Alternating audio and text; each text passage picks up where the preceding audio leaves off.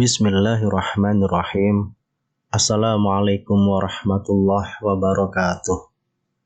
Syukur alhamdulillah kita bisa berjumpa lagi di channel ini.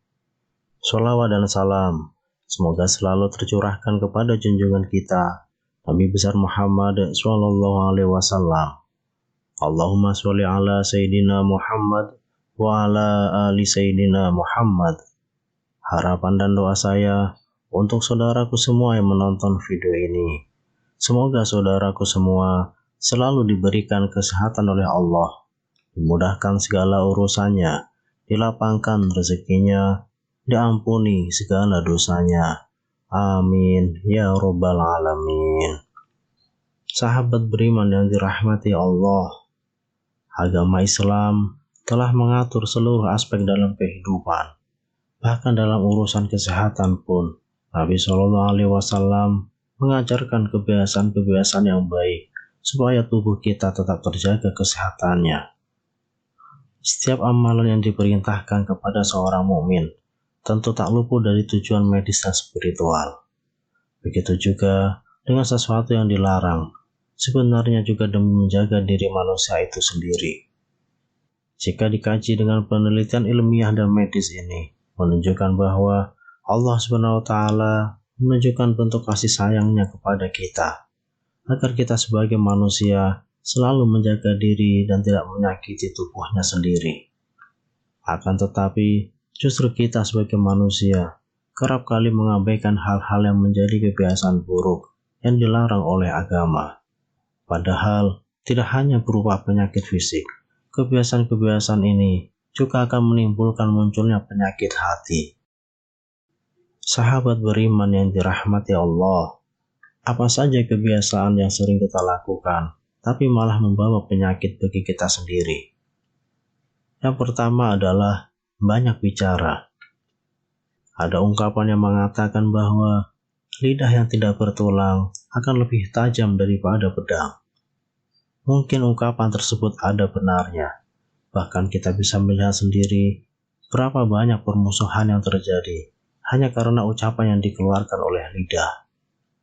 Begitu juga dengan banyaknya peperangan, semua itu pun bisa terjadi hanya karena tidak bisa menjaga lisan. Banyak bicara merupakan sikap berlebihan yang membawa dampak atau pengaruh besar dalam lingkungan. Dari Abu Hurairah radhiyallahu anhu berkata bahwa Rasulullah Shallallahu Alaihi Wasallam bersabda, barang siapa yang beriman kepada Allah dan hari akhir, hendaknya ia berkata yang baik atau diam. Hadis riwayat Bukhari dan Muslim. Rasulullah Shallallahu Alaihi Wasallam sangat mengkhawatirkan umatnya terkena bahaya lidah. Beliau selalu memperingatkan umatnya, jika tidak mampu mengendalikan lidah, lebih baik kita diam. Hal ini semata-mata hanya untuk menjaga diri dari segala sesuatu yang merugikan. Dalam riwayat hadis yang ditulis oleh Ibnu Majah, pernah dijelaskan bahwa Rasulullah Shallallahu Alaihi Wasallam bersabda, tidak ada yang melemparkan manusia ke neraka kecuali hasil yang dipetik dari lidah mereka. Hadis riwayat Ibnu Majah. Dari hadis tersebut bisa kita ambil kesimpulan, lidah membawa dampak besar yang bisa menjerumuskan kita ke dalam jurang neraka. Na'udzubillah.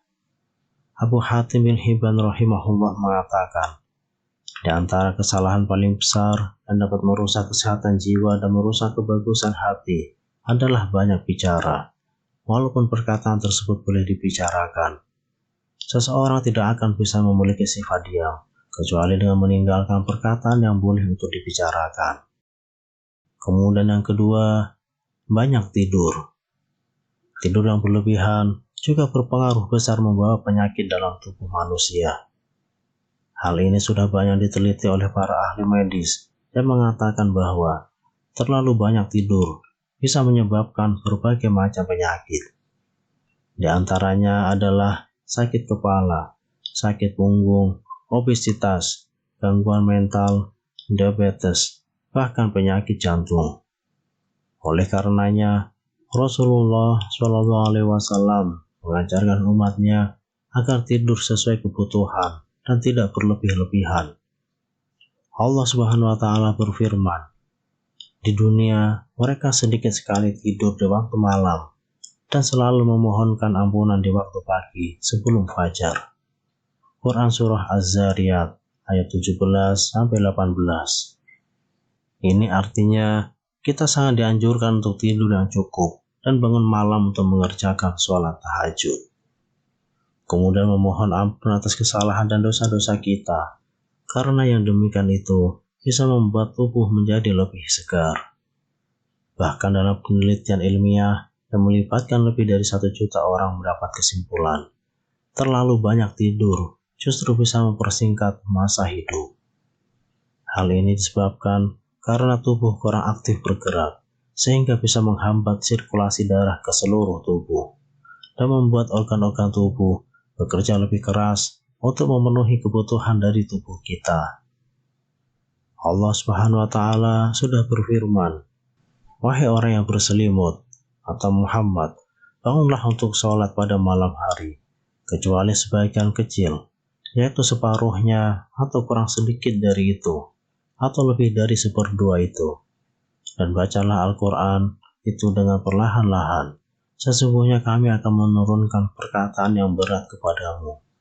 Sungguh, bangun malam itu lebih kuat mengisi jiwa, dan bacaan di waktu itu lebih berkesan. Sesungguhnya, pada siang hari, engkau sangat sibuk dengan urusan-urusan yang panjang. Quran Surah Al-Muzammil ayat 1-7. Sepenggal dari ayat tersebut, seolah-olah ingin mengatakan kepada kita, kurangilah tidur untuk mengerjakan sholat.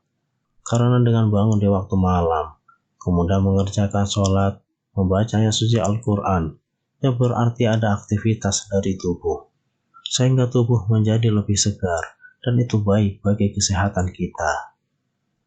Mungkin bagi saudaraku yang sudah terbiasa bangun malam untuk mengerjakan sholat tahajud atau sholat sunnah lainnya, akan merasakan tubuh kita menjadi lebih segar dan lebih bersemangat dalam aktivitas. Dan umat muslim sudah banyak yang membuktikan dengan hal ini. Yang ketiga, banyak makan. Selain tidur yang berlebihan, banyak makan juga bisa menyebabkan banyak penyakit. Saat makan, kita dianjurkan untuk tidak terlalu kenyang. Dalam hal ini pun pernah dikatakan oleh Rasulullah SAW melalui sabda beliau, tidaklah anak Adam memenuhi wadah yang lebih buruk dari perut. Cukuplah bagi anak Adam memakan beberapa suapan untuk menegakkan punggungnya. Namun jika harus melebihkannya, hendaknya sepertiga perutnya diisi untuk makanan, sepertiga untuk minuman, dan sepertiga lagi untuk bernafas. Oleh Imam Asy-Syafi'i rahimahullah menjelaskan bahaya kekenyangan karena penuhnya perut dengan makanan. Beliau mengatakan, kekenyangan membuat badan menjadi berat, hati menjadi keras, menghilangkan kecerdasan, membuat sering tidur, dan lemah untuk beribadah. Kemudian dipertegas oleh Allah Subhanahu wa Ta'ala dalam firman-Nya yang tertuang dalam Al-Quran Surah Al-A'raf ayat 31. Makan dan minumlah, dan janganlah berlebih-lebihan. Jika Allah Subhanahu wa Ta'ala sudah melarang makan dan minum yang berlebih-lebihan, itu artinya adalah ada dampak buruk yang akan ditimbulkan dari berlebih-lebihan dalam makan maupun minum. Dari segi medis, melalui penelitian ilmiah juga mengatakan bahwa makan yang berlebihan bisa menimbulkan berbagai macam penyakit. Di antaranya adalah obesitas, kolesterol tinggi, mudah lupa, dan lain sebagainya.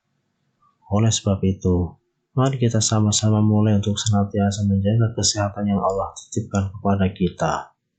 Semoga Allah Subhanahu wa Ta'ala selalu melimpahkan nikmat dan karunia-Nya kepada kita semua. Amin ya Rabbal Alamin. Wallahu a'lam. Demikian yang bisa saya bagikan. Semoga bermanfaat untuk kita semua. Subhanakallahumma bihamdika asyhadu an la ilaha illa anta astaghfiruka wa atubu ilaik. Wassalamualaikum warahmatullahi wabarakatuh.